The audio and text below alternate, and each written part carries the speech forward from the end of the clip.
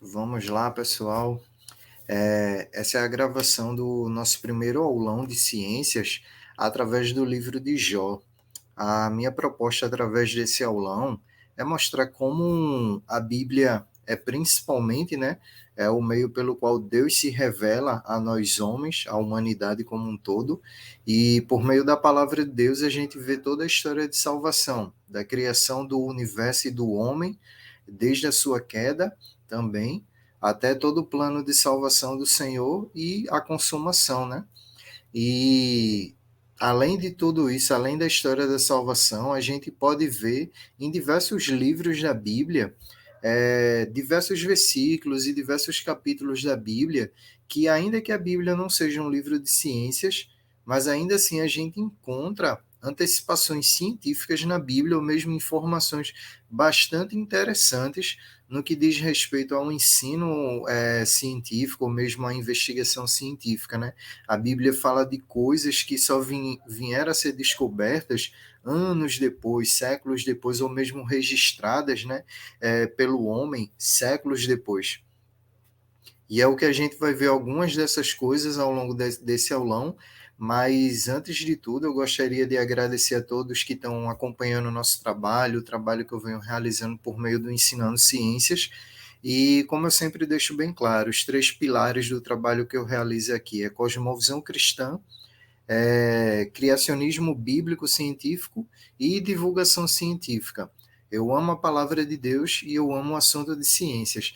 Então é isso que eu vou realizar ao longo de todo o meu trabalho, seja por meio dos materiais produzidos, das aulas gravadas ou realizadas online também ao vivo. Então, desde já que todos sejam bem-vindos, que Deus abençoe a cada um. E bora lá nesse aulão, galera. E para iniciar, né, antes de tudo é necessário a gente saber quem é Jó e sobre o que o livro de Jó ele trata. A gente sempre ouve em estudos de EBD, de Escola Bíblica Dominical, né, que basicamente o livro de Jó fala sobre o servo sofredor, e serve como uma figura para retratar uma figura, um tipo, né? É uma figura que retrata um pouco de quem Jesus é, do que Jesus passou, né? Do sofrimento que o Senhor passou. Mas também, ao estudar sobre a vida de Jó, a gente vê que ele passou por uma situação, né? E por um sofrimento que todos nós estamos sujeitos a passar e por questionamentos que todos nós estamos sujeitos a nos fazer também diante do sofrimento, diante do luto, da perda de um emprego, de uma doença terminal ou mesmo inesperada, de um acidente, de uma tragédia, enfim, desde a queda de Adão e Eva, desde a queda do homem no jardim do Éden, todo ser humano está sujeito ao sofrimento. Antes não havia sofrimento. E depois, quando o Senhor voltar e restaurar todas as coisas, não haverá mais nenhum sofrimento, pelo menos para os justos, né? Para aqueles que temeram e guardaram o evangelho e o testemunho de Cristo, né? Mas é aquela coisa, durante esse período de queda, até que o Senhor restaure todas as coisas, todos nós, ímpios e convertidos, crentes, fiéis ao Senhor, estamos sujeitos ao sofrimento. A diferença entre uma pessoa que teme ao Senhor e conhece ao Senhor e uma que não conhece é que elas têm perspectivas diferentes sobre a vida. Enquanto uma passa pelo momento de depressão e se desespera pensando que a vida não tem propósito algum, que é melhor morrer, acabar com a própria vida, enfim, desistir de viver e por aí vai, porque acha que não existe propósito na vida, não existe sentido algum, acabou-se tudo. Outro que teme ao Senhor, que conhece ao Senhor e a sua palavra, sabe que o sofrimento pode estar intenso, pode estar complicado, pode estar difícil, mas ainda assim a gente precisa esperar no Senhor. Ainda assim precisamos confiar no Senhor e saber que Ele tem o controle de todas as coisas em suas mãos, inclusive da situação que está causando sofrimento a nós e saber que tudo isso está no controle de Deus. Deus tem o controle de tudo e que nenhum sofrimento terreno é eterno. Um momento vai passar. Pode ser uma doença, um momento vai passar. pode ser um desemprego, em algum momento vai passar. Qualquer sofrimento que seja, em algum momento vai acabar. E a gente vê isso ao longo da vida de Jó, né? Que ele passou por todo um sofrimento ali, a perda dos filhos, a perda dos bens dele, doença, críticas desnecessárias da mulher dele e várias outras coisas, mas ainda assim ele se manteve fiel, ainda assim ele se manteve crendo e confiando no Senhor e que o Senhor cuidaria da vida dele, que ainda que ele sofresse aqui, ele sabia que tinha uma esperança futura. E ele se agarrava nessa confiança em Deus e na palavra de Deus. E ao falar sobre o livro de Jó, é interessante que o livro de Jó está dentro de uma categoria que são os chamados livros poéticos. Por que livros poéticos? Basicamente são livros que são como se fosse um compêndio de livros dentro da Bíblia, um conjunto de livros dentro da Bíblia, que tem uma abordagem de ensinar sabedoria e sabedoria prática, né? Uma sabedoria que se baseia no temor do Senhor e, ao mesmo tempo, é uma sabedoria que se manifesta em praticidade de vida. Como a gente deve proceder com nossa família, como a gente deve proceder nesse mundo, como devemos trabalhar, como devemos viver.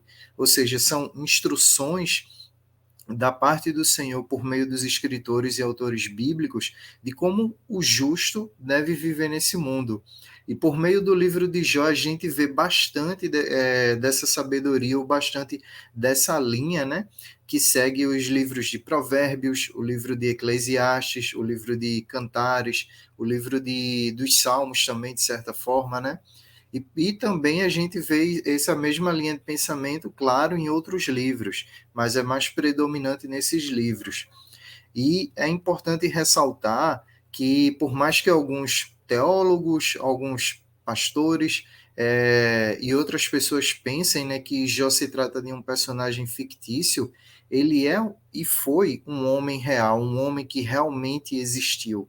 Tal como Adão, tal como Noé, tal como nosso Senhor Jesus Cristo, tal como os apóstolos, Jó de fato existiu.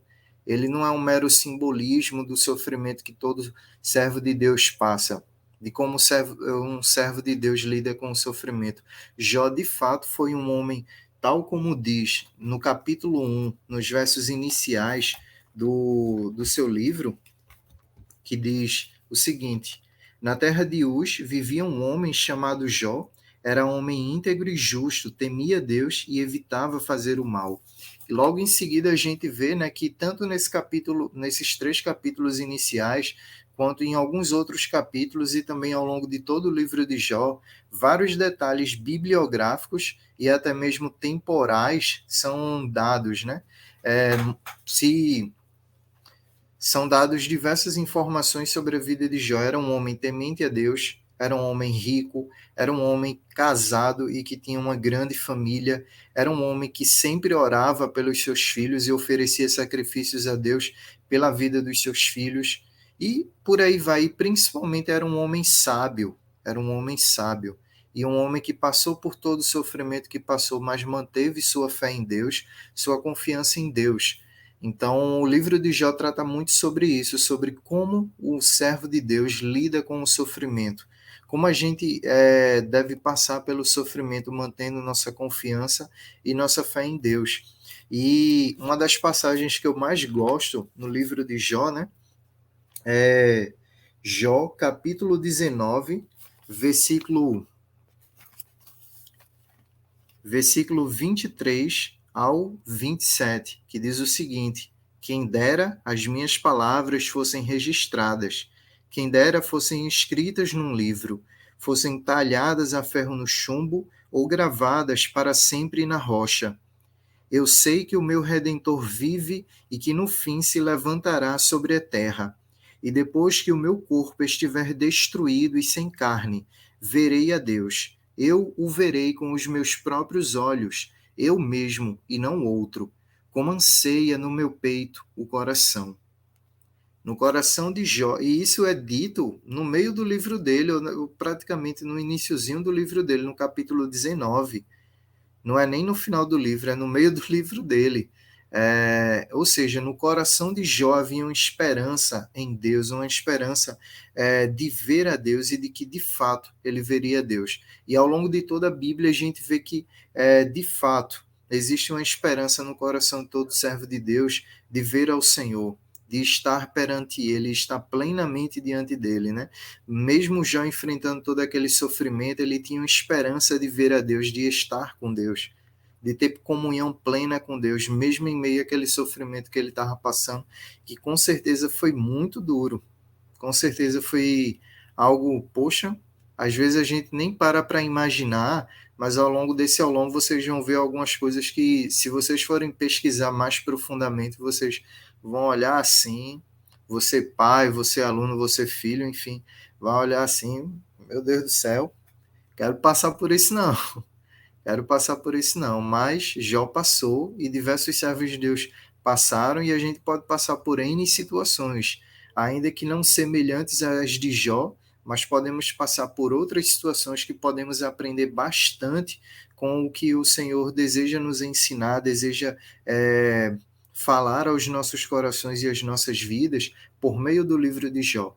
Então, desde já eu recomendo que vocês leiam do primeiro ao último capítulo do livro de Jó, bem como toda a Bíblia, e se aprofundem, dediquem um tempo para, se é você pai que está assistindo nossa aula aqui, dedique um tempo para estar estudando esse livro de Jó e também estar ensinando aos seus filhos o que a gente pode aprender por meio do livro de Jó e por meio da vida desse servo de Deus.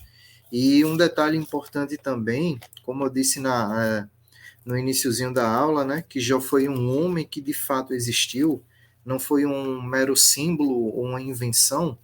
A gente vai lá em Ezequiel capítulo 14, do versículo 12 até o versículo 23, que fala sobre 3 servos de Deus que existiram e compara esses servos de Deus com a geração daquele tempo, né, em que Ezequiel estava profetizando. E ele cita o nome desses 3 servos de Deus. Ele diz: mesmo que estes 3 homens, Noé, Daniel e Jó, estivessem nela, por sua retidão eles só poderiam livrar a si mesmos. Palavra do soberano, o Senhor.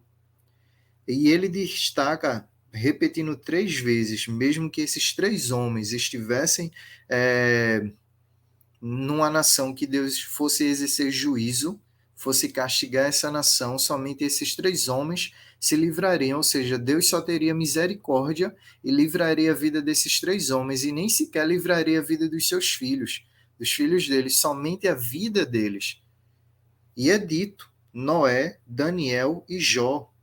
Infelizmente existe um pensamento e existe um certo liberalismo teológico, né, instalado em muitos seminários teológicos, mas também em muitas igrejas, em muitas editoras ditas evangélicas, em tratar certos livros da Bíblia como se fosse uma peça de teatro, como se fosse uma literatura fictícia, como se não tratasse de homens e mulheres reais, de personagens reais que de fato existiram. E eles começam a fazer isso pelo início de tudo. Começam por Gênesis capítulo 1 a 11, começam, por exemplo, pelo livro de Jó, começam, por exemplo, pelo livro de Daniel e por vários outros livros, ou seja, vão minando a autoridade bíblica, vão minando a autoridade que a palavra de Deus tem. Mas eles não têm como destruir a palavra de Deus e não conseguem se opor à palavra de Deus, porque para a gente entender a Bíblia, interpretar a Bíblia corretamente, a gente tem que ler o texto específico, o versículo específico, mas também correlacionar com toda a Escritura. E quando você para ler o livro de Jó e correlaciona com toda a Escritura, por exemplo, vendo esse capítulo 14 de Ezequiel, você vê que Ezequiel está destacando 3 personagens que de fato existiram. E está trazendo em cena, né, como eles foram homens íntegros no seu tempo, como eles foram homens que se mantiveram fiéis ao Senhor no seu tempo. Jó, em meio a um tempo que não se tinha a Bíblia escrita, né, não se tinha a Bíblia de papel, mas ainda assim ele conhecia e temia Deus e se mantinha fiel ao Senhor. Daniel, em meio a um reino ímpio, e panteísta, politeísta, enfim, idólatra, ele se manteve fiel ao Senhor.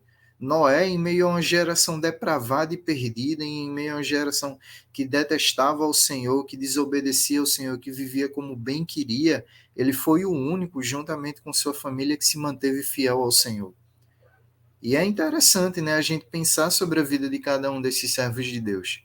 Mas isso é tema para outras aulas, para alguma live, enfim, algum vídeo. Mas de maneira geral, estou dando uma introdução aqui sobre a vida desse personagem, a vida desse homem e esse livro, porque é muito importante a gente conhecer a palavra de Deus e entender que para estudarmos a palavra de Deus, para conhecermos melhor e mais profundamente a palavra de Deus, a gente tem que ler um livro, um capítulo, um versículo e correlacionar ele com os demais livros da Bíblia, de Gênesis a Apocalipse. A Bíblia é um todo coeso e unificado. A gente vê que a formação da Bíblia aí, né, foi durante anos, mas ainda assim, de Gênesis a Apocalipse, a gente vê uma unidade de pensamento, e uma unidade de pensamento orquestrada e regida pelo próprio Deus, porque de fato a palavra de Deus é inspirada por Deus. E a gente vê que para mais de 40 autores, né, em torno de 40 autores, escreveram cada um dos livros bíblicos em três diferentes idiomas, no grego, no hebraico e no aramaico. E em diferentes continentes também, em diferentes contextos de vida. A gente vê desde agricultores escrevendo livros bíblicos, até mesmo reis, até mesmo pessoas ricas e bastante conhecidas, enfim. Ou seja, a gente vê uma unidade, uma coesão. Mesmo durante todo esse tempo, a gente vê que tudo se encaixa do começo ao fim. E não seria diferente com o livro de Jó, né? E essa aula, tanto falando sobre o livro de Jó, como eu dei início aqui, né? Quanto também a gente se aprofundando em alguns detalhes interessantes, em algumas informações importantes que existem no livro de Jó, no que se refere a ciências. E como a gente pode usar o livro de Jó para, ao mesmo tempo, ensinar a palavra de Deus aos nossos filhos e aos nossos alunos, ou mesmo para a gente aprender mais da palavra de Deus, e, ao mesmo tempo, também ver informações que a palavra de Deus nos fornece, que por muitas das vezes passa despercebido pela maioria dos olhares ou pela maioria de nós, mas quando a gente para pensar, principalmente para quem gosta de ciências, né, seja astronomia, física, química, biologia, o que for, quando a gente para pensar sobre o que certos versículos bíblicos estão dizendo, a gente fica, meu Deus do céu, como é que esses homens sabiam disso? Como é que Jó, ou quem tem escrito o livro de Jó, quem tem escrito outros livros bíblicos, sabiam como era tudo isso? Com certeza, por inspiração divina, né? Por direção divina, por Deus falar ao homem, né? Por exemplo, Gênesis capítulo 1, o início de todas as coisas, bem antes de Moisés vir a ter existido. Como é que Moisés sabia de todas aquelas coisas? Como é que Moisés sabia, tanto Moisés quanto Adão e os demais homens depois de Adão, sabiam como é que Deus criou todas as coisas? Se não foi pela boca do próprio Deus, o próprio Deus instruindo e falando diretamente ao homem como é que ele criou todas as coisas. E ao longo de toda a Bíblia, é claro, né, o Senhor conduzindo a, o registro bíblico, a formação da Bíblia, né, livro após livro, instruindo, direcionando, capacitando, inspirando a cada autor bíblico, né? Então a gente vê diversas informações que não tinha como os apóstolos saberem, não tinha como Jó e os demais autores bíblicos humanamente e fisicamente saberem. Por exemplo, no livro de Jó, como vocês vão ver adiante, é dito que a terra está suspensa sobre o nada. Não tinha como Jó fisicamente e humanamente saber daquilo, daquela informação. Hoje em dia a gente tem. Enviamos diversos foguetes, sondas espaciais, telescópios e por aí vai ao espaço e até mesmo para além do nosso planeta e até atualmente para além do nosso sistema solar. Aí a gente pode saber de diferentes detalhes, inclusive dessa informação que é fornecida no livro de Jó. Mas naquele tempo, o autor bíblico só sabia por inspiração divina, por revelação divina, né? Então a gente vai ver isso mais adiante. Quanto à questão da autoria do livro de Jó, é uma autoria incerta. A gente não sabe precisamente quem foi o autor, é a pessoa que escreveu o livro de Jó. Por exemplo, a gente sabe quem escreveu a maioria dos salmos, sabe que foi o rei Davi. Por diversos detalhes que os próprios salmos dão e por diversos outros documentos extra-bíblicos que também fornecem essas informações com uma grande precisão ou com uma precisão muito boa. Mas em relação ao livro de Jó, a gente não encontra muitos detalhes internos dentro do livro que forneçam uma identificação do autor ou de quem escreveu o livro de Jó, de quem se informou acerca de tudo isso, né, da vida de Jó e escreveu lá. Enfim, mas sabemos de uma coisa: o Senhor inspirou e o Senhor conduziu. E esse livro chegou até nós, né? Juntamente com todos os outros, junto com o livro de Jó, né? 65 livros da Bíblia. Ao todo, 66. Então, vamos lá. E quanto ao período dos acontecimentos em que foi escrito o livro, quanto ao período dos acontecimentos retratados no livro de Jó, a ideia que se tem algumas pessoas que pensam que os acontecimentos do livro de Jó se passaram antes do dilúvio, e de certa forma faz um certo sentido, mas basicamente a linha de pensamento geral sobre os acontecimentos do livro de Jó é que eles se passaram após o dilúvio, entre o pós-dilúvio e entre o período do início da formação da nação de Israel, basicamente no período dos patriarcas. E é interessante que a gente vê diversos detalhes e informações no livro de Jó que, de fato, dão a entender isso, e é uma boa base nisso. Por exemplo, o próprio Deus falando diretamente com Jó. A gente vê que em Gênesis, né, que diversas vezes o próprio Deus se manifestava de diversas formas e falava diretamente com os patriarcas e com os seus servos, com os homens que temiam ao Senhor. E a gente vê diversas manifestações divinas e sobrenaturais da parte de Deus, da parte de anjos também, né? Enviados por Deus, falando aos homens e falando com os homens, né? E por aí vai. A gente vê também a questão de como era a questão econômica, monetária e comercial naquele tempo dos patriarcas e também ao longo do livro de Jó, que a riqueza não era medida em moedas ou em ouro e tal, mas era medida na quantidade de servos e na quantidade de animais, ou seja, quem tivesse uma determinada quantidade de cabeças de gado, de ovelhas, de cordeiro, de cabrito, do que fosse, seria considerado rico ou uma pessoa pobre, enfim. E a gente vê que Jó possuía muitas cabeças de diversos animais. Ou seja, ele era um homem bastante rico e a Bíblia destaca isso, que ele realmente era um homem íntegro e um homem rico também, um homem de posses. Então a gente vê essas coisas acontecendo. Aí o período dos acontecimentos retratados no livro de Jó, registrados no livro de Jó, provavelmente se deram, né, no mesmo período dos patriarcas bíblicos. E quanto ao período em que foi escrito, aí já existem diversas linhas de pensamento ou diversos posicionamentos de quando o livro de Jó foi escrito.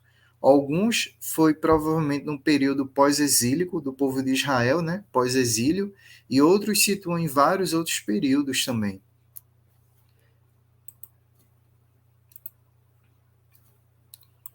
E ao ler o livro de Jó e também a Bíblia como um todo, é importante destacar um conceito teológico que no livro de Jó é patente e evidente esse conceito teológico, que é o conceito da revelação geral e o conceito da revelação especial ou específica. O que isso quer dizer, Felipe? Como assim revelação geral e revelação específica? Basicamente, é o processo de como Deus se revela ao homem, como Deus se comunica com o homem. A revelação geral trata de como Deus se comunica com o homem ou se revela ao homem por meio da natureza criada e também, de certa forma, por meio da consciência do homem. E a maneira especial pela qual Deus se revela à humanidade é basicamente duas, mas também existem algumas outras. Basicamente é duas, porque a principal maneira que Deus se revelou de maneira especial ao homem e de maneira direta foi através da vinda e da manifestação do Senhor Jesus, ou seja, o próprio Deus encarnado. O próprio Senhor Deus se tornou carne, se tornou homem e habitou entre nós, como é dito em João capítulo 1. E também por meio da Bíblia. E logo em seguida, por meio da história do povo de Israel, que isso se enquadra tanto na revelação geral quanto na revelação especial. Para quem conhece a história do povo de Israel, não tem como não pensar como é que essa nação existe, como é que ela se mantém até hoje, como é que esse povo se manteve coeso, impérios ruíram, nações caíram, povos foram dispersos, mas a nação de Israel permanece, ainda que por um período eles não estivessem habitando na sua terra natal, na sua terra de origem, ainda assim eles permaneceram fiéis às suas crenças, aos seus valores, às suas tradições, à sua história. E até hoje a gente vê aí o povo de Israel, o povo judeu, né, se mantendo de pé.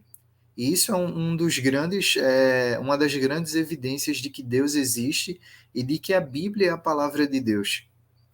E além dessas questões, né, do Senhor Jesus, da Bíblia, da história e formação do povo de Israel, né, até hoje, tem também a questão de sonhos, de visões, no período bíblico dos profetas, de Deus falar por meio dos profetas, e por aí vai. Mas basicamente esse conceito de revelação geral e especial, como eu disse, é Deus se revelar ao homem por meio da natureza, por meio do universo, por meio da sua consciência, ou mesmo através da pessoa do Senhor Jesus e da palavra de Deus.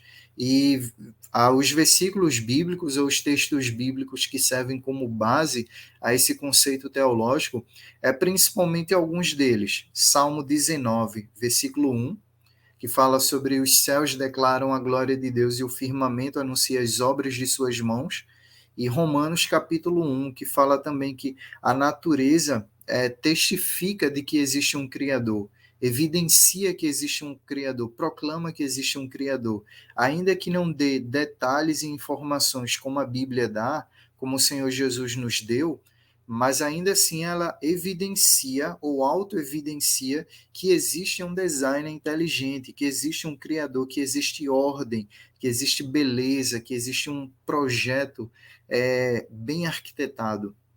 E quanto mais a gente estuda ciências, mais a gente vê que, de fato, é impossível que certas coisas existissem de maneira natural, surgissem simplesmente ao acaso. Por exemplo, é impossível você explodir um edifício e esperar que esse edifício se reconstrua do nada.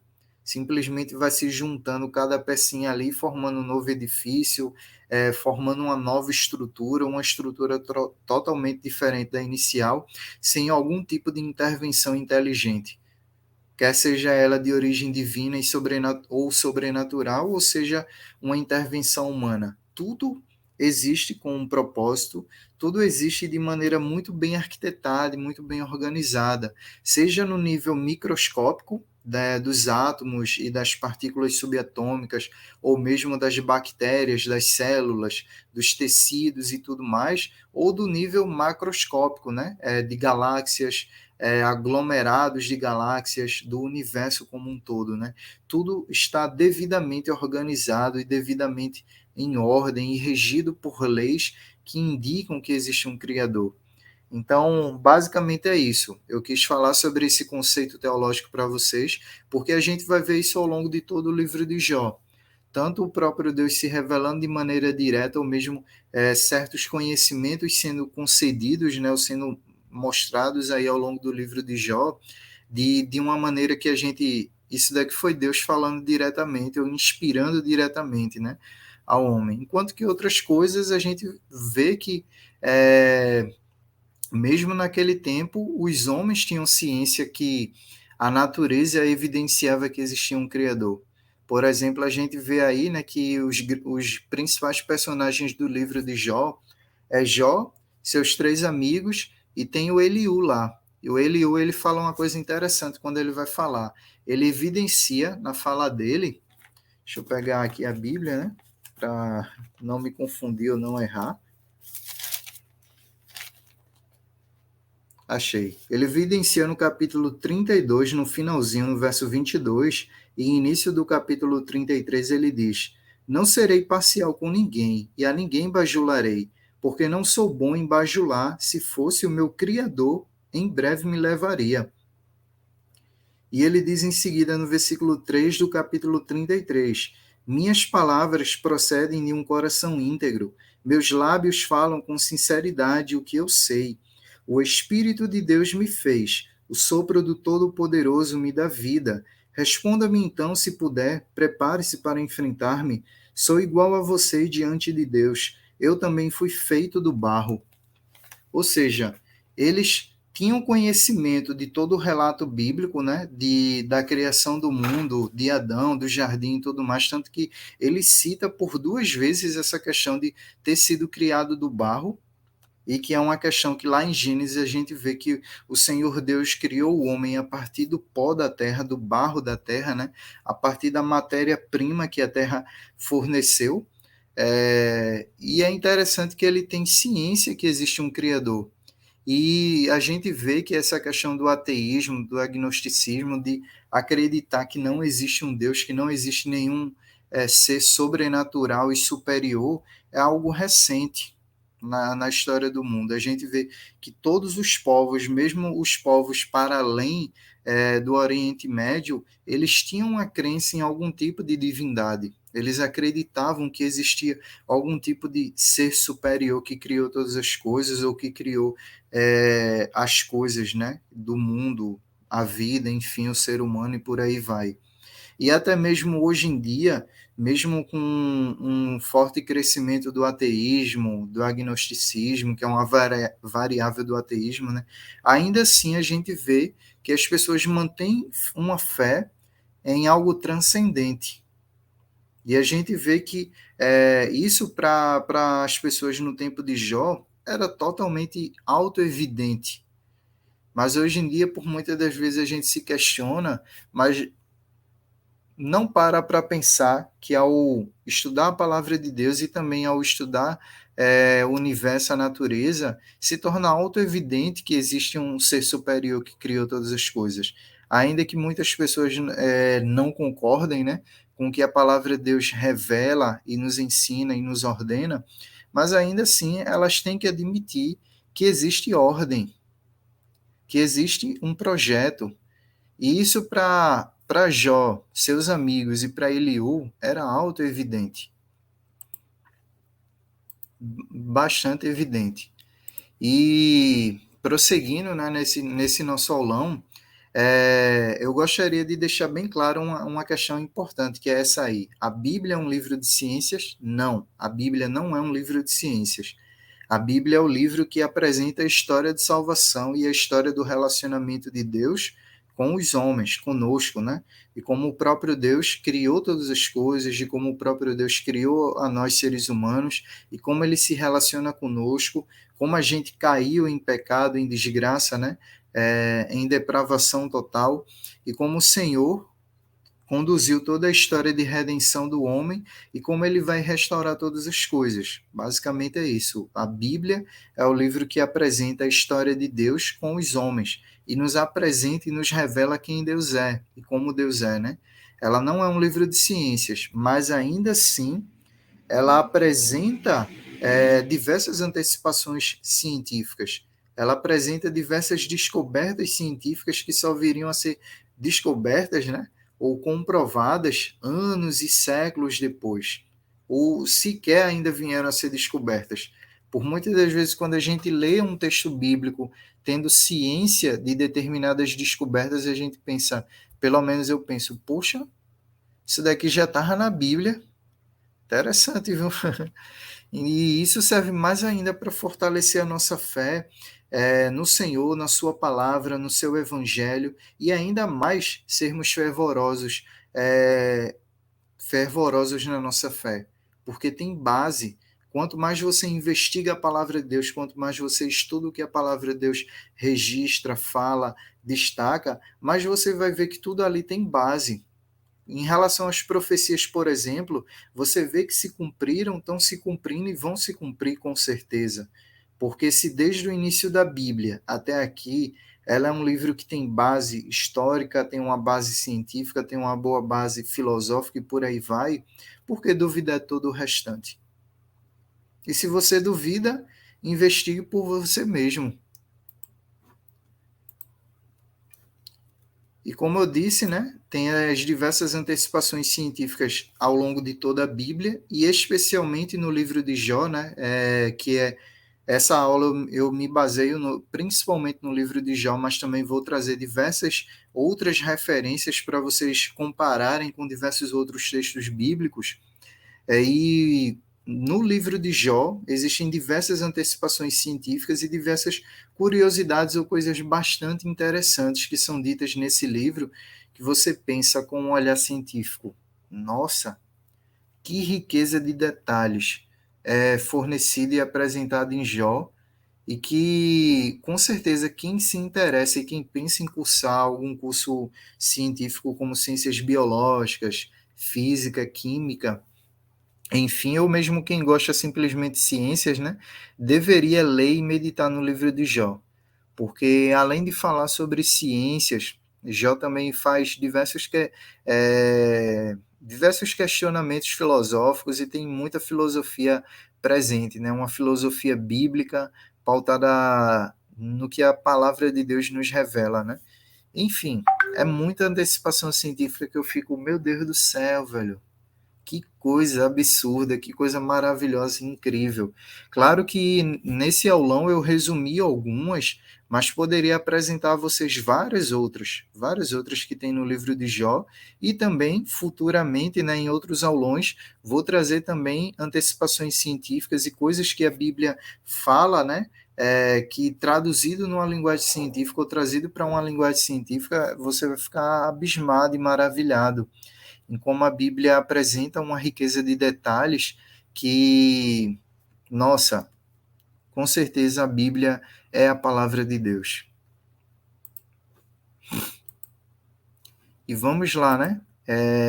A primeira antecipação, a primeira coisa interessante que é dito no livro de Jó, aqui em cima, né? Como vocês podem ver do lado, para mim está do lado direito, para vocês pode aparecer do lado esquerdo, algumas referências bíblicas, e aqui em cima está a principal referência bíblica, né, que é Jó capítulo 9, do versículo 8 ao versículo 10, que é dito: Só ele estende os céus e anda sobre as ondas do mar. Ele é o criador da Ursa e do Órion, das Pleiades e das constelações do sul. Realiza maravilhas que não se podem prescrutar, milagres incontáveis. Basicamente, essa Ursa, o Órion, as Pleiades e as constelações do Sul, né, são as constelações estelares, ou seja, desde os tempos antigos, desde os tempos de Jó, Abraão, do próprio Adão mesmo, até os períodos mais recentes da história, o homem sempre olhou para os céus. E ao olhar para os céus, observou as estrelas, obviamente, né, e diversos fenômenos e eventos astronômicos, mas também observava que nos céus existiam certos padrões entre as estrelas, ou, de certa forma, essas estrelas aparentavam ter certos desenhos. Por exemplo, é o caso do Órion e das Pleiades, né, que fazem parte de uma constelação. Existem várias constelações, eu não me lembro bem agora a quantidade, mas com certeza é para mais de 30 constelações. E claro que cada povo da Terra desenvolveu a sua própria constelação, deu o seu próprio nome, fez o seu próprio desenho. Enquanto que os gregos enxergavam, por exemplo, um arqueiro numa determinada constelação, outro povo enxergava outra coisa ali. Cada um olhava para o céu e via diversos desenhos. Eu mesmo teve um tempo que eu sempre gostei de desenhar bastante, e teve um tempo que, numa casa onde eu morei, eu, minha mãe e minha irmã, a gente morou em 3 casas, pelo menos ao longo da nossa vida, em 3 ou 4 casas, né? Antes de eu me casar, da minha irmã se casar também. E quando eu era criança, né, eu ficava muito no telhado de uma dessas casas e ficava olhando para o céu. e por muitas das vezes era um tempo muito nublado, que é algo comum aqui em Recife. E ao olhar para as nuvens, eu observava na minha imaginação, né, diversos desenhos nas nuvens. Quanto mais quem tem acesso a um céu totalmente estrelado, a uma visão noturna maravilhosa de ver não somente as estrelas, e muitas e milhares e milhões de estrelas, mas também galáxias e também planetas, né, de uma maneira muito melhor do que quem vê o céu noturno numa região urbana, numa cidade urbanizada, com certeza vai ver diversos desenhos, vai imaginar diversos desenhos, né? Fazer suas próprias constelações em sua cabeça. Mas é interessante que isso é dito no livro de Jó, ou seja, num tempo em que a gente pensa que não existia um certo desenvolvimento do conhecimento, não existia ainda uma certa investigação científica de como o mundo funcionava, de como as coisas aconteciam, e até mesmo uma certa ignorância de pensar que os povos antigos não tinham é, um ímpeto em desenvolver o conhecimento científico e também o conhecimento tecnológico. E a gente vê que ao longo do livro de Jó, né, existia sim um interesse em estudar o mundo ao seu redor e pensar em como ele funcionava. E é interessante que no livro de Jó, já nessa primeira parte, a gente já vê esse destaque especial, né? De que Deus é o criador das estrelas, de que Deus é o criador do cosmos e das coisas maravilhosas que a gente contempla nos céus e observa e fica maravilhado, deslumbrado, né? Como vocês podem ver aí, depois pesquisem, né, por mais fotos e vídeos dessa constelação e de várias outras constelações. Vale muito a pena esse estudo e esse conhecimento. E também existe o aplicativo Stellarium, que vocês podem usá-lo para se nortear, por exemplo, seja na cidade de vocês ou na região onde vocês moram, ou mesmo vão viajar para um local que tem uma visão noturna muito melhor, para vocês se nortearem onde está a posição das estrelas, das constelações, dos corpos celestes, dos planetas do nosso sistema solar. Enfim, vale muito a pena. E depois eu vou estar gravando um vídeo sobre o Stellarium e disponibilizando no nosso canal também. E outro fato interessante é como a gente vê que Jó, com certeza, ele teve uma doença de pele. Eu não sei precisar agora, mas a gente lê os textos no livro de Jó e fica evidente que ele teve uma doença de pele. E uma doença de pele, por exemplo, nesse capítulo e versículo de Jó 7, verso 5, é dito: Meu corpo está coberto de vermes e cascas de feridas, minha pele está rachada e vertendo pus. Tem diversas doenças que, desde os tempos bíblicos até hoje, as pessoas manifestam essas doenças, né? E elas podem ser diretamente uma doença da pele, que é a nossa primeira barreira contra substâncias tóxicas, contra micro-organismos patogênicos, né, que causam doenças. É a nossa primeira barreira. Mas a gente vê que existem diversas doenças que ocorrem nessa primeira barreira, mas também doenças que se manifestam na pele, evidenciando um problema mais interno. E existem diversas doenças. A grande doença mais falada ao longo da Bíblia, né, que é uma doença de pele, é a hanseníase, ou, traduzindo no linguajar bíblico, a lepra. A grande referência sobre a lepra é Levítico capítulo 13 e Lucas 17, mas tem vários outros textos bíblicos que falam sobre essas doenças, inclusive 2 Reis capítulo 5, que fala sobre Naamã, né? E é muito interessante ver isso, que também no Pentateuco é falado sobre várias outras doenças e vários outros problemas de saúde e também medidas sanitárias para se combater, ou pelo menos, de certa forma, amenizar, né, a manifestação dessas doenças. Então é interessante ver isso, né, que a gente vê, por exemplo, se você for fazer um curso de medicina ou algum curso na área de saúde, vai ter um certo contato com a história daquela área, né? Por exemplo, a história da medicina, ou a história das ciências médicas, e vai ver que quem veio lá atrás começou a investigar, começou a fazer registros de diversas doenças. Por exemplo, aqui no Brasil, Carlos Chagas, né? Fez diversos registros sobre a doença de Chagas. e investigou também essa doença. E também a gente vê que na Bíblia, ainda que não tenha sido um médico escrevendo ali sobre a lepra, sobre o mofo, sobre um fungo, sobre algum tipo de doença, a gente vê que os autores bíblicos eles observavam a sintomatologia, os sintomas que eram manifestados e escreveram sobre isso. Por exemplo, em Levítico 13, tem, de certa forma, uma prescrição de como agir diante dessa doença, como agir a nível em relação à pessoa e também como agir a nível comunitário, né? Para evitar que outras pessoas se contaminassem com essa doença. E um detalhe importante, tem um médico que escreveu 2 livros bíblicos, né? Que é o livro O Evangelho de Lucas e o livro de Atos dos Apóstolos. Para quem não sabe, Lucas, ele foi um médico e também um historiador, né?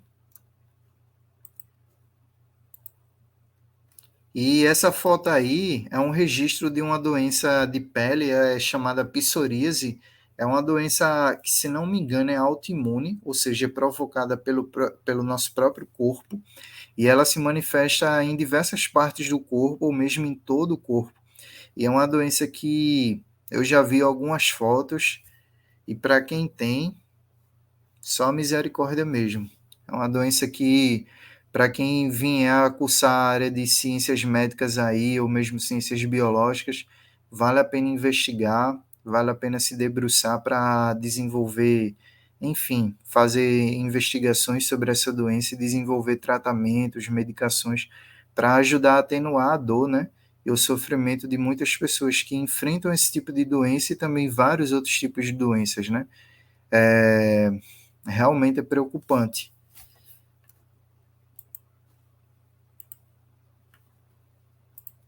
E ainda dentro dessa temática de observar, de investigar e tudo mais, esse versículo de Jó, capítulo 5 verso 27 me chamou bastante a atenção, né?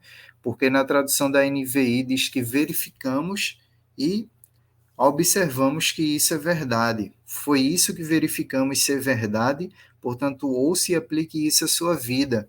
Quando eu li esse versículo, ainda que a gente não possa forçar esse texto, mas e não estou forçando esse texto, mas ele me lembrou como funciona ou quais são as etapas do método científico, né? Esse versículo me trouxe à memória a questão de como é o passo a passo da investigação científica. E eu trago aqui algumas outras referências, né, de como, de certa forma, relacionada a essa temática, especialmente Lucas 1, do versículo 1 ao 4, e Atos 1, do versículo 1 ao 4. Quando Lucas escreve o Evangelho de Lucas e o livro de Atos, direcionado a Teófilo, e ele fala que ele investigou, ele averiguou para ver se tudo ocorreu de fato, como chegou até o ouvido dele e o ouvido de Teófilo. Se de fato houve um Jesus, se de fato ele ressuscitou, se de fato houve tal e tal apóstolo, se de fato ocorreu tal e tal coisa, ele registrou e minuciou todas as coisas. Inclusive, ele cita quando esses fatos ocorreram historicamente. É muito interessante isso. Ou seja, basicamente, de certa forma, ele estava agindo e escrevendo, né, o Evangelho de Lucas e o livro de Atos, é, principalmente inspirado por Deus, mas também seguindo, de certa forma, humanamente falando, uma metodologia científica, onde ele buscou investigar e averiguar se as coisas de fato ocorreram daquele jeito como foi passado para eles. E a gente vê que esse pensamento de averiguar as coisas também, de ver se de fato era daquele jeito, mesmo biblicamente falando e teologicamente falando, a gente vê que essa postura tem que existir. Por exemplo, lá em Atos 17, é falado sobre os cristãos de Bereia, que quando o apóstolo Paulo foi pregar para eles lá, eles averiguaram, bora ver aqui nas escrituras para ver se o que esse Paulo está dizendo está de acordo mesmo. E quando eles viram que estava de acordo, eles se converteram, eles se voltaram para o Senhor. Claro que a conversão é uma ação sobrenatural de Deus na vida do homem. É o Espírito Santo convencendo o homem do seu pecado e conduzindo o homem a Cristo. Mas o Senhor também começa a dar o start por meio de algumas situações, inclusive questão intelectual. E eles pararam e pensaram, meu irmão, bora ver se o que Paulo está dizendo está de acordo com o Antigo Testamento aqui, porque naquela época e naquele contexto, o que eles tinham da Bíblia era basicamente o Antigo Testamento, né? O Novo Testamento veio a ser escrito justamente do período dos apóstolos para cá. E eles foram averiguar se de fato Paulo estava dizendo algo coerente, algo verídico mesmo, e averiguaram ser verdade. E como vocês podem ver aí, está um passo a passo bastante resumido sobre as etapas do método científico, que consiste basicamente na observação, no problema, né, na pesquisa, em levantar hipóteses acerca daquele problema, daquela situação, ou mesmo daquela situação que você está querendo averiguar ou está observando, de realizar experimentações, de analisar os resultados ou os dados e, obviamente e logicamente, chegar a uma conclusão lógica e com rigor científico. Basicamente, os cientistas usam toda uma metodologia, mas praticamente todos nós seguimos um método científico, né? Quando a gente vive no mundo, principalmente as crianças, elas observam as coisas, elas comparam, elas levantam hipóteses também. Toda criança nasce curiosa e querendo aprender, e com um cérebro que quer aprender, que quer se desenvolver. Então, toda criança basicamente também é um cientista, né? São muito curiosas. Eu mesmo sou pai e vejo como meu filho é muito curioso.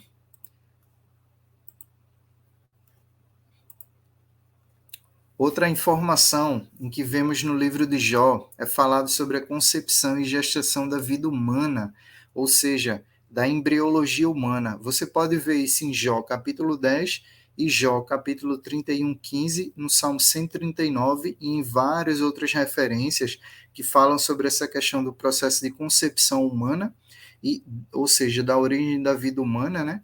E também da gestação da vida humana, como vocês podem ver nesse texto aí, em que dito, foram as tuas mãos, em que é dito, foram as tuas mãos que me formaram e me fizeram. Irás agora voltar-te e destruir-me? Lembra-te de que me moldaste como barro e agora me farás voltar ao pó?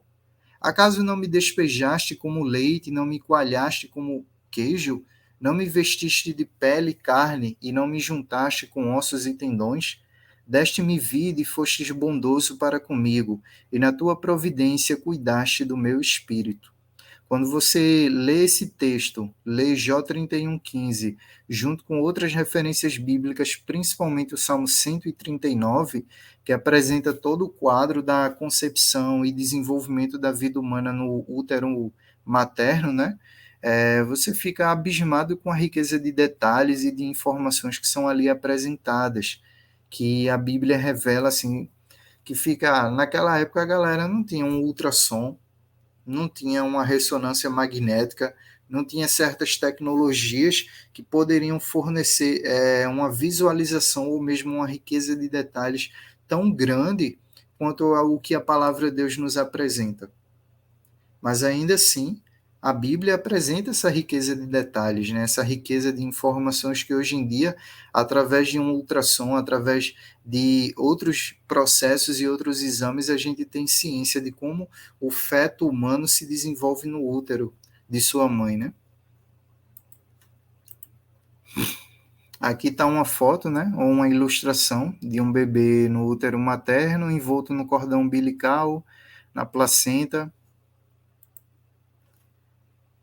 e um quadrozinho do desenvolvimento embrionário humano, desde o óvulo fertilizado até um feto de 20 semanas. Você vê aí, ó, o óvulo é fertilizado e ele prossegue se desenvolvendo no estágio de células, vai aumentando a quantidade de células. E a cada semana que vai se passando, mais e mais vai se desenvolvendo.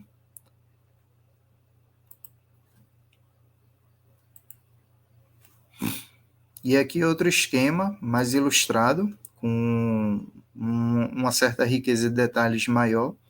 Depois eu vou estar disponibilizando o slide dessa aula também para quem se interessar.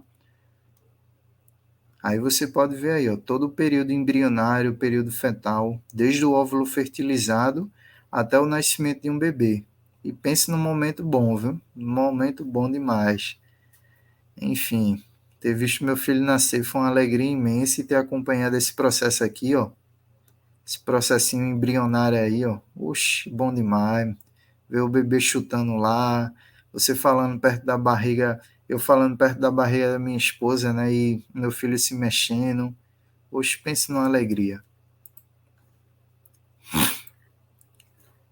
E um versículo que eu achei muito interessante quando eu li é esse Jó capítulo 9 versículos 5 e 6. Ele transporta montanhas sem que elas o saibam, e em sua ira as põe de cabeça para baixo, sacode a terra e a tira do lugar, e faz suas colunas tremerem.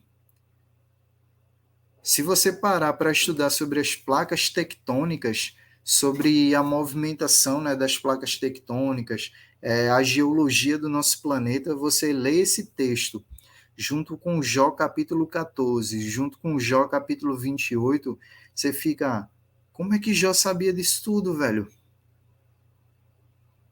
Como é que isso está escrito aqui na Bíblia? Nossa, nossa, nossa. Não tem como, depois que você passa a ter um conhecimento sobre certas coisas e lê a Bíblia, não tem como ter sua fé enfraquecida.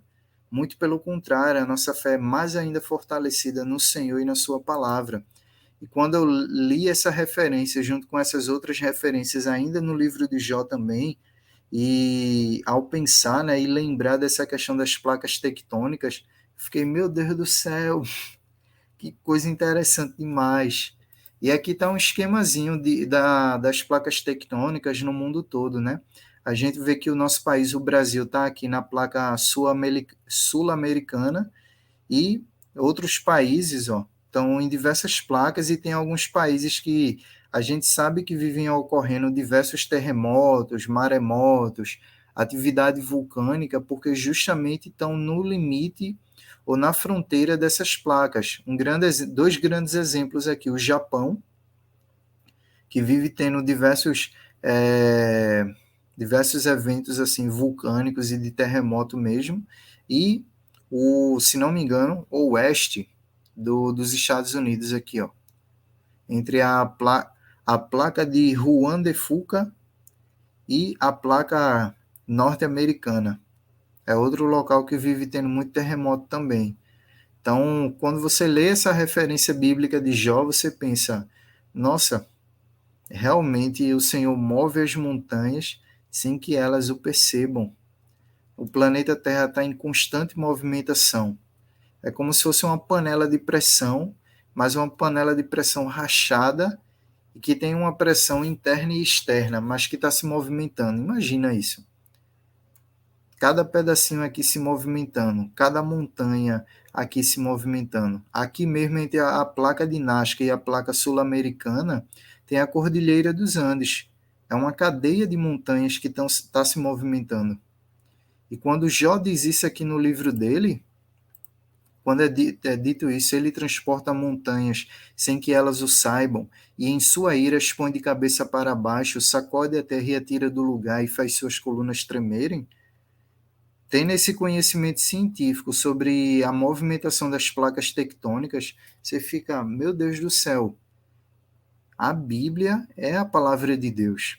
E aqui é um esquema, não sei se está dando para vocês visualizarem bem, que apresenta algumas regiões, né? Tem um destaque aqui de vulcões que estão ativos, em atividade, e você vê que praticamente entre as placas tectônicas, né? No limite ou na fronteira entre essas placas, tem bastantes vulcões ativos. Bastante vulcões ativos.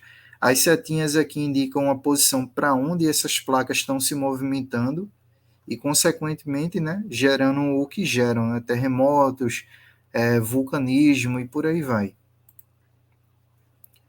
E envolvendo ainda também essa temática de geologia, a gente vê aqui em Jó 14, 18 ou 19 o seguinte: mas assim como a montanha sofre erosão e desmorona, e a rocha muda de lugar, e assim como a água desgasta as pedras e as torrentes arrastam terra, assim destróis a esperança do homem.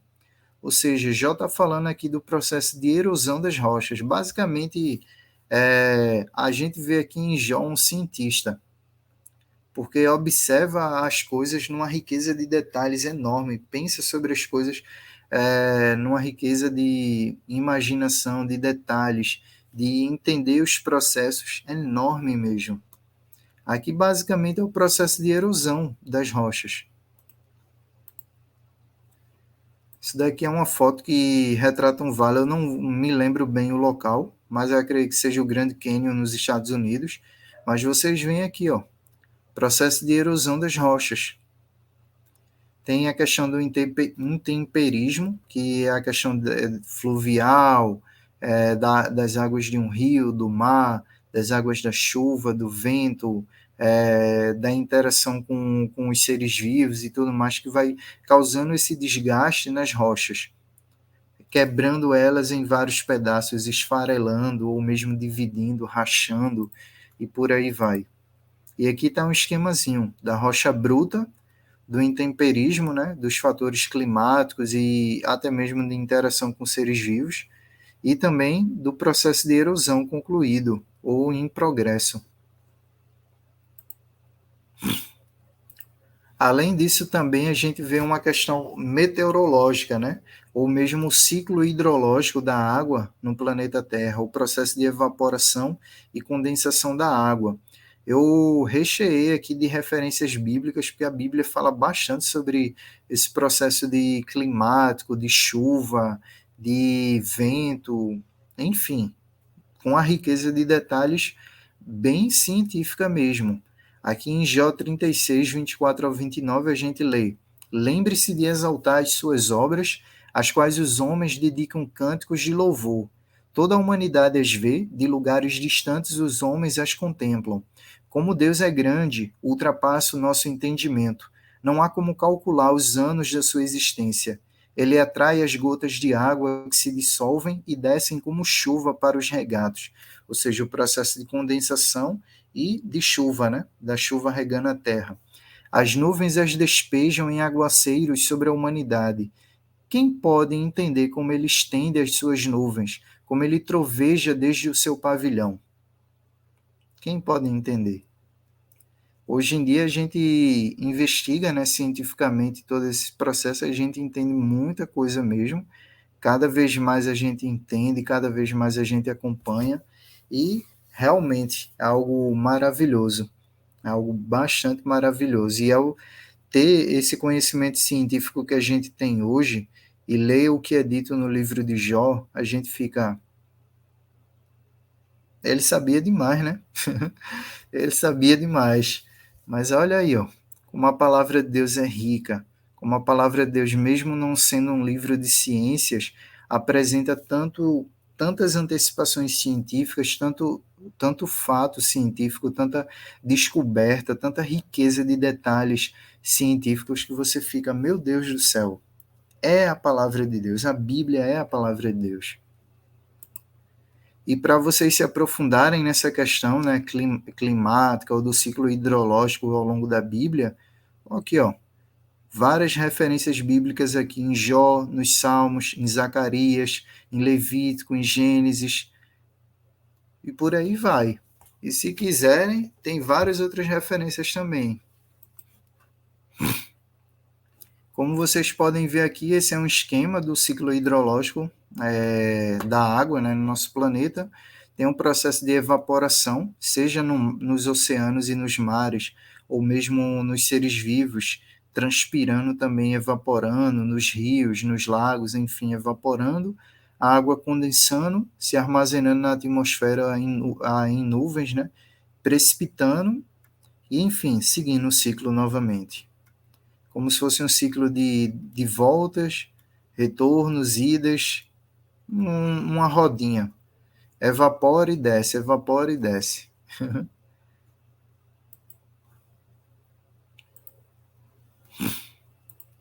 E também tem sobre o nosso planeta. Como eu tinha dito lá no início, né? Jó 26, versículo 7 diz: Ele estende os céus do norte sobre o espaço vazio, suspende a terra sobre o nada. Ou seja, o nosso planeta Terra ele está suspenso sobre o nada. Basicamente, nada o segura.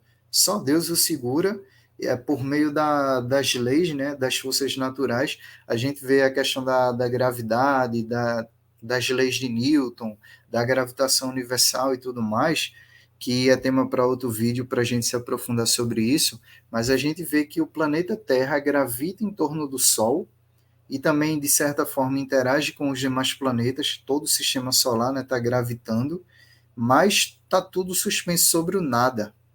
Não existe uma cordinha, não existe um animal, não existe um homem chamado Atlas segurando o planeta Terra. Os antigos gregos acreditavam nisso, né, que existia um gigante segurando o planeta Terra em suas costas. Ou mesmo os hindus acreditavam que o planeta Terra estava nas costas de uma tartaruga, de um elefante gigante, enfim. Aí você, principalmente para quem tem uma boa condição financeira, viaja o mundo todo, mas nunca vê as costas dessa tartaruga, ou desse elefante gigante, ou mesmo das mãos de Atlas. Não vê, não encontra. Enfim, mas quando você vê a palavra de Deus, você vê essa revelação de que a Terra está sobre o nada, ou seja, uma cosmovisão bíblica e científica.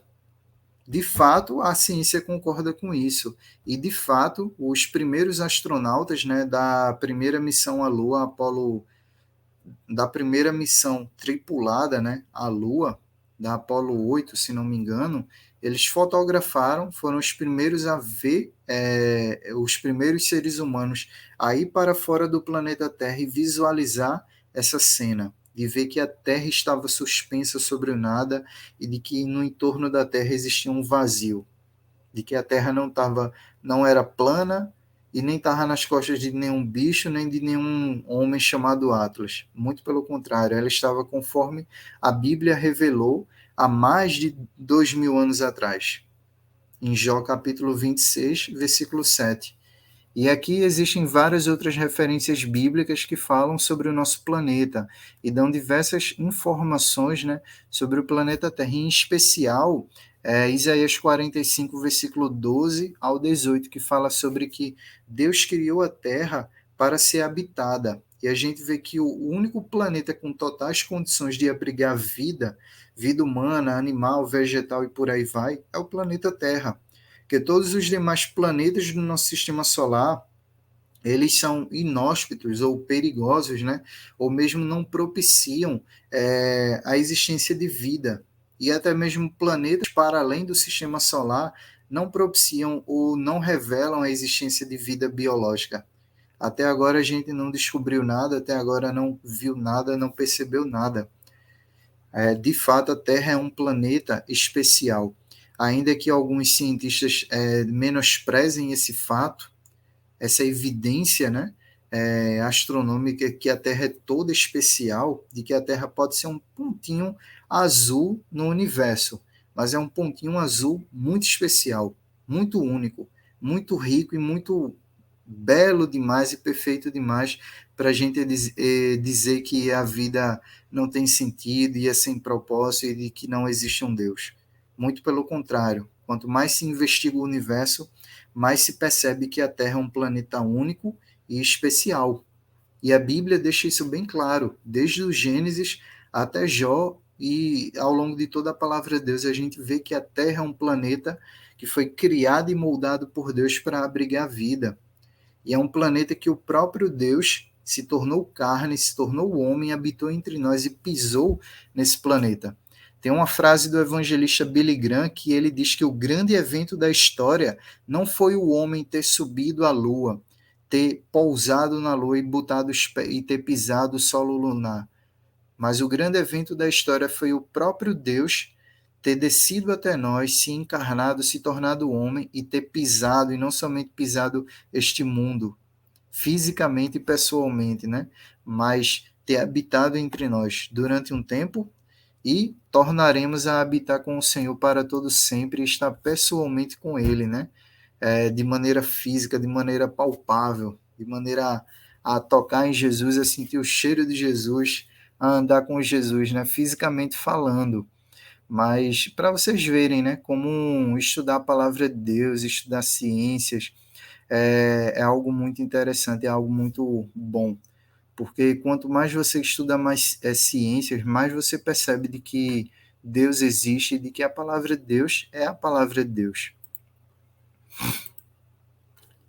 E aqui, né, tá algumas informações que eu coloquei aqui no slide, mas basicamente uma representação, mas vocês podem encontrar diversas fotos, inclusive as fotos que os primeiros astronautas tiraram, os primeiros satélites, sondas tiraram também sobre o planeta Terra, né? Realmente pairando sobre o nada e que a Terra não é plana, só é plana na cabeça de terraplanista. E outra coisa interessante que o livro de Jó nos apresenta é essa questão dos dinossauros. A Bíblia não utiliza a palavra dinossauro, a Bíblia não fala sobre os dinossauros de uma maneira direta, mas ela deixa bem claro que todas as coisas que existem foram criadas por Deus e que os dinossauros foram criados durante a semana da criação, juntamente com o ser humano, ou seja, que de fato, biblicamente falando, homens e dinossauros conviveram juntos. E no meu material sobre os dinossauros eu vou estar aprofundando mais isso, né, esse assunto, e falando sobre quando e como eles foram criados, como eles foram extintos, e dando várias outras informações. Mas no livro de Jó é apresentado dois seres, dois animais, né, o Behemoth e o Leviatã, e a descrição que é dada desses dois animais bate muito mais com a descrição de um dinossauro do que com a descrição de um crocodilo e um hipopótamo, ou mesmo com a descrição de outros animais que às vezes o pessoal levanta a hipótese, mas a descrição desses dois animais, desses dois seres, bate muito mais com a descrição de dinossauros. Por exemplo, Jó capítulo 41, versículo 1 ou 3. Você consegue pescar com anzol o Leviatã ou prender sua língua com uma corda? Consegue fazer passar um cordão pelo seu nariz ou atravessar seu queixo com um gancho? Pensa que ele vai lhe implorar misericórdia e ele vai falar palavras amáveis? Basicamente, diversas espécies de animais, até mesmo elefantes, o ser humano conseguiu dominar e domesticar com ferramentas muito simples e de maneiras muito simples. Mas existem animais que, se a gente for pensar em histórias no contexto, por exemplo, dos dinossauros, imagina você dominar e domesticar um Tiranossauro Rex, ou mesmo vários outros dinossauros de proporções gigantescas e até mesmo violentas e pensar, poxa, seria possível domesticar um bicho desse? Aí você vê esse relato bíblico e pensa, o que está sendo descrito aqui em Jó? Com certeza não é um leão, com certeza não é um cachorro, com certeza não é um animal com a mesma proporção de tamanho que um ser humano, ou equiparada a um ser humano. Com certeza é um animal de proporções e de força absurda. E o que mais bate aproximadamente é com dinossauros. E existem alguns candidatos que se dão, né, os prováveis candidatos dinossauриanos, né, ao Behemoth e ao Leviatã, e eu vou estar falando lá no meu material sobre dinossauros. Mas vocês veem aqui que no livro de Jó é descrito seres que se enquadram quase que perfeitamente ou completamente aos dinossauros. E a gente vê que em diversos relatos e diversas evidências mostram que o ser humano conviveu com dinossauros. Por exemplo, cada vez mais se descobre tecido mole em fósseis de dinossauros. A gente vê pinturas rupestres ou mesmo registros de artefatos e de coisas de diversas culturas que mostram seres humanos com criaturas de dimensões muito grandes mesmo, muito maiores do que um elefante, muito maiores do que um hipopótamo. E fora as lendas sobre dragões, também é outro fato importante. E várias outras evidências que destacam que sim, seres humanos conviveram com dinossauros. E existem algumas outras referências bíblicas aqui sobre o assunto. E como eu disse, né, vou estar falando mais sobre isso no meu material sobre dinossauros. Aqui é uma simples representação de pinturas rupestres, mas existem várias pinturas rupestres que vocês podem encontrar que apresentam um ser humano interagindo, né, caçando e interagindo com criaturas de tamanho muito maior do que eles. E aqui está um fóssil de um dinossauro e você vê aqui um ser humano. Olha o tamanho do cara. Praticamente não é nem um membro desse bicho. Agora imagina Adão, Eva, os demais personagens bíblicos antes do dilúvio, Noé, convivendo com esse tipo de criatura. Agora pense, o pecado entrou no mundo e não afetou somente o ser humano, mas também toda a criação. Toda a criação. E comparem, só efeito de comparação em relação ao que é descrito no livro de Jó, né, sobre essas criaturas, essa questão da cauda balançar como um cedro, pesquisem, vejam a foto da cauda de um hipopótamo e da cauda de um crocodilo. Ela não é possível ela balançar como um cedro. Um cedro é muito mais grosso e muito mais forte. Mas a cauda de um bicho desse daqui, com certeza é capaz de balançar como um cedro. E se bater num homem, matar uma pessoa só com a batida de uma cauda dessa. Aqui é outra referência também que trata sobre a vastidão do universo e a distância das estrelas.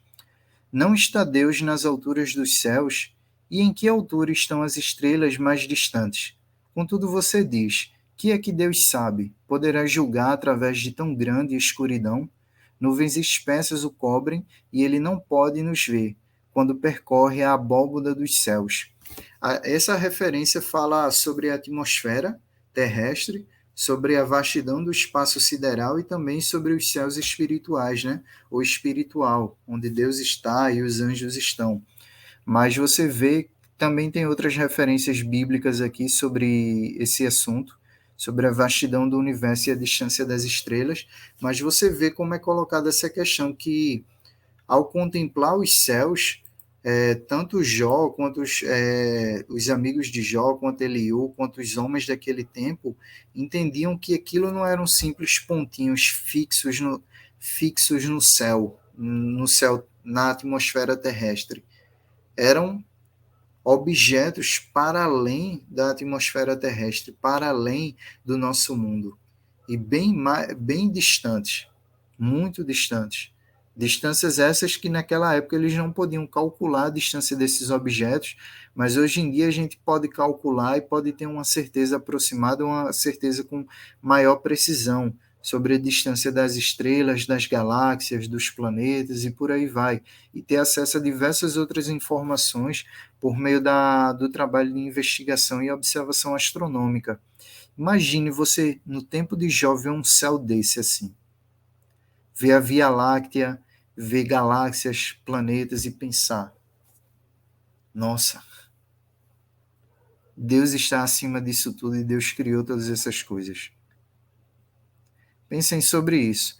E também vale a pena vocês algum dia irem para alguma cidade mais no interior do nosso país ou do estado de cada um de vocês para observarem melhor o céu noturno. Felizmente, para quem mora numa área mais urbanizada, ver um céu dessa forma aqui é praticamente impossível. No máximo, a gente vai ver uma estrelinha ou outra, ou no máximo, talvez, só e somente o planeta Vênus, né? Que é chamado Estrela da Manhã, que quando está antes do nascer do Sol, aí é possível a gente ver aquele negócio brilhando fortemente no céu. Aí quando você pensa que é uma estrela, não. É simplesmente o planeta Vênus mesmo. Mas em muitas cidades do interior do nosso país, ou mesmo do interior de cada estado, é possível sim você pegar um céu assim, ó, bastante iluminado e bastante rico, para observar bem e ficar, nossa, o quanto nos falta ter momentos assim na vida. O único momento que eu tive assim na minha vida foi quando eu era adolescente, numa viagem missionária da minha igreja, da minha primeira igreja. A gente foi para uma cidade do interior daqui de Pernambuco, aí eu tive uma visão assim, mas não cheguei a ver esse rastro aqui, ó, a Via Láctea. Mas cheguei a ver um céu muito estrelado e até hoje eu guardo na memória essa lembrança. E o desejo também de vir a rever esse tipo de cena, né? De vir a ter esse tipo de visão novamente, de ir para uma cidade interior aí, e dessa vez não somente observar a olho nu, mas ter um telescópio, uma luneta, um binóculo, para fazer uma observação bem melhor. E de maneira geral, ao longo do livro de Jó, a gente pode ficar muito ciente, e ao longo de toda a Bíblia, que fomos planejados e fomos criados. Não existe sombra de dúvida, não existe questionamento sobre a existência de Deus. Muito pelo contrário, a palavra de Deus, de Gênesis a Apocalipse já começa e já termina evidenciando e deixando bem claro que Deus existe. Que Deus existe, isso não é um ponto a ser questionado ou a ficar em dúvida, mas de que de fato Deus existe. E que, como eu disse no ponto sobre revelação geral e revelação especial, os homens no tempo de Jó tinham completa ciência disso, de que de fato existia um Criador e que de fato eles foram planejados por esse Criador. Existem aqui algumas outras referências bíblicas para vocês lerem também, além de Jó 12, versículo 7 ao 11, que de fato Deus existe e Deus nos criou, e como diz o cientista Marcos Eberlin, fomos planejados.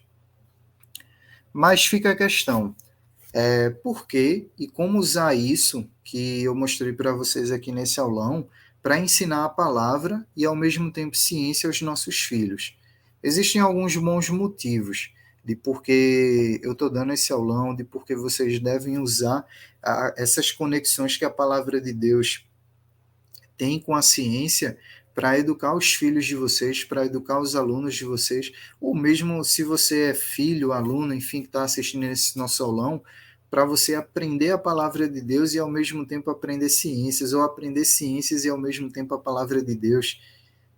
Existem diversos bons motivos, mas eu elenquei aqui basicamente 3 motivos básicos para você entender a importância dessa relação. A primeira é para o estudo devocional, ou seja, aquele estudo mais pessoal que você faz de ler a Bíblia, de orar, quer seja na sua casa, no seu trabalho, na sua escola, de realizar um estudo bíblico com amigos, com familiares e por aí vai, de apresentar esse tipo de conhecimento na IBD, de você, pai, ao realizar o culto doméstico na sua casa, ou você, mãe, ao realizar o culto doméstico na sua casa, estiver passando pelo livro de Jó, já traz essas referências também, já apresenta essas referências, porque, em segundo lugar, vai haver um fortalecimento da cosmovisão cristã, sua e dos seus filhos, dos seus alunos, da sua família, e um enriquecimento do imaginário também, porque além de estar sendo apresentada a palavra de Deus aos nossos filhos e aos nossos alunos, ou a nós, também está sendo apresentado fatos científicos que respaldam o que a Bíblia diz, e fatos científicos ou antecipações científicas que aconteceram muito antes da ciência moderna dar os seus primeiros passos, dos cientistas darem os seus primeiros passos, tal como conhecemos e temos hoje em dia. Diferentes tecnologias aí, diferentes grupos envolvidos em diferentes linhas de investigações científicas. Então, existe realmente um fortalecimento da cosmovisão cristã de entender que Deus é o Criador de todas as coisas, que Deus é o centro de todas as coisas, que é Ele quem dá sentido a todas as coisas. E o imaginário de quem lê a palavra de Deus, tendo essa visão também sobre a palavra, que ela dá essa riqueza de informações, é enriquecido fortemente. E, por último, a questão da apologética cristã, que é a defesa da fé cristã, né? A gente tem que saber da razão de por que cremos na palavra de Deus, da razão da nossa fé. Como você espera defender a palavra de Deus? Cadê? A câmera encaixou. Como você espera defender a palavra de Deus se você não conhece a palavra de Deus? Como você espera que seus filhos, seus alunos entrem numa faculdade e não se desviem do evangelho, se mantenham firmes no Senhor, se mantenham perseverando na fé, se eles não conhecem a palavra de Deus. Se eles não conhecem, não têm acesso a esse tipo de informação, por exemplo. Quanto mais você conhece a palavra de Deus, quanto mais você estuda ciências e tudo mais sua fé vai ser fortalecida e, consequentemente, também mais você vai ter uma base muito grande para defender e expor a sua fé corajosamente. Corajosamente. Um ímpio, um ateu, um agnóstico pode questionar a nossa fé, mas a nossa fé é uma fé sólida e robusta e com base, com uma boa base. Mas também é importante destacar, tem alguns pontos da palavra de Deus que exige fé. Realmente exige fé. Exige a confiança que Deus é capaz de fazer isso e que, se a palavra de Deus no seu todo apresenta uma base sólida, por que a gente vai questionar certos detalhes? Por exemplo, deixa eu ver aqui um exemplo, a questão dos milagres. A gente vê até hoje, com certeza eu acredito que vocês, um ou outro aqui, ou a maioria, enfim, eu já ouvi e soube de diversos milagres que ocorreram na vida de diversos irmãos e irmãs. E creio que Deus continua fazendo milagres. Mas é aquela coisa, tem como a gente pegar uma pessoa e verificar cientificamente se aquele milagre ocorreu? Provar e averiguar aquele milagre de uma maneira científica e como ele ocorreu? Não necessariamente, mas tem como a gente saber, por exemplo, se a pessoa tinha uma doença, tinha um problema antes e foram feitos exames, antes e depois, e não teve nenhum procedimento cirúrgico, nenhum procedimento medicamentoso, a gente pode ter uma certa evidência, né, sobre esse milagre. Mas ainda assim, milagres exigem fé, exigem confiança, exigem acreditar na palavra de Deus, acreditar que Deus faz, continua fazendo e é capaz, totalmente capaz de curar as pessoas de qualquer tipo de enfermidade e fazer o que ele bem quiser. Não o que nós queremos, mas o que ele bem quiser. Então, basicamente, os motivos dessa aula de trazer a palavra de Deus e o ensino de ciências com o livro de Jó para momentos de estudo bíblico, EBD, culto doméstico, devocional, para o fortalecimento da nossa cosmovisão cristã e para a defesa da nossa fé. Deus não precisa de advogados, mas nós somos testemunhas de Jesus, somos testemunhas do Evangelho de Deus, somos testemunhas do que Deus fez, tem feito e fará. E algo bom para sermos testemunhas melhores é conhecermos a palavra de Deus e também termos uma ciência, né, sobre essas informações que são muito boas de serem utilizadas, né, por exemplo, num campus universitário, de trazer essas informações no evangelismo entre universitários, no evangelismo num ambiente escolar, que por muitas das vezes essa questão do rigor científico, de ver o mundo de acordo com a lente da ciência, né, acaba sendo exigido e acontecendo demais. Então, esse tipo de conhecimento se torna muito válido em contextos como esses também e vários outros. No demais, eu agradeço a quem tem nos acompanhado, a quem assistiu até aqui esse aulão, né? Infelizmente eu não pude realizar na versão ao vivo para poder interagir com vocês, mas eu gravei aqui, estou gravando, né? E disponibilizando gratuitamente esse aulão, bem como o resumo e o PDF também, com essas informações do slide, caso algum de vocês queiram utilizar. Claro que ressaltando, por favor, deixem claro a autoria do slide, deem um devido destaque aí ao meu trabalho, enfim, mas utilizem livremente tanto o conteúdo desse aulão quanto o conteúdo do slide para que edifique, para que abençoe vidas na família de vocês, na igreja de vocês, na escola de vocês, enfim. Deus abençoe vocês e saibam que estamos lançando o material sobre dinossauros e disponibilizando esse material a partir de hoje, dia 1 de maio, né? E esse material vai estar tratando justamente sobre o que a Bíblia diz e sobre o que a ciência diz sobre os dinossauros. Essas criaturas que muitos pensam que não existiram, é somente obra de filme de ficção científica.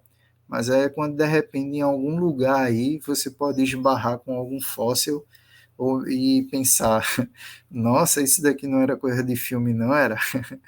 Mas enfim, para quem quiser saber mais informações, entre em contato conosco ou comigo, né, pelo Instagram Ensinando Ciências, que eu vou estar dando maiores informações e também disponibilizando o link para a compra desse material por lá e também aqui no nosso canal no YouTube. No demais, que Deus abençoe vocês e até mais, pessoal.